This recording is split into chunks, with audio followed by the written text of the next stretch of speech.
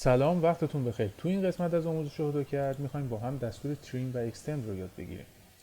برای این کار از سرورگ هوم مودیفای قسمت تریم رو انتخاب میکنم. دستور تریم برای پاک کردن یه خط از یه سمت دیگه است. نگاه کنید الان مثلا من اگه بخوام این قسمتش رو پاک کنم یا این قسمتش رو پاک کنم، کافی یک کلیک چپ روی این خط انجام بدم. مثلا اینجا این دستور تریم بود. دستور اکستند برعکسش کار میکنه. یعنی چی؟ یعنی دوباره از سرورگ هوم اکستند رو انتخاب میکنم. دستور اکستند میاد اون خط رو به نزدیکترین خطی که روبروش قرار داره وصل میکنه. الان مثلا برای این خط میاد اینو به این وصل میکنه، اینو به این وصل میکنه، اینو به این وصل میکنه.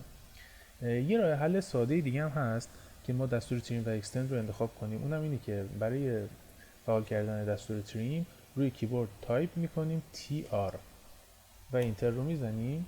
دوباره دستور تریم برای ما فعال میشه. یک کلیک چپ، یک کلیک چپ. برای اکستند هم همینطوره. یه راه حل سومی هم وجود داره، اینه که وقتی زمانی که من دستور تریمم در اتوکد فعال هست، شیفت رو اگه نگه دارم اون تبدیل میشه به اکستند. یعنی الان من تریم رو اجرا کردم، حالا شیفت رو نگه میدارم و تبدیل میشه به اکستند. برعکسش هم صادقه، یعنی اگه من اکستند رو اجرا کنم و شیفت رو نگه دارم تبدیل میشه به تریم. به همین سادگی.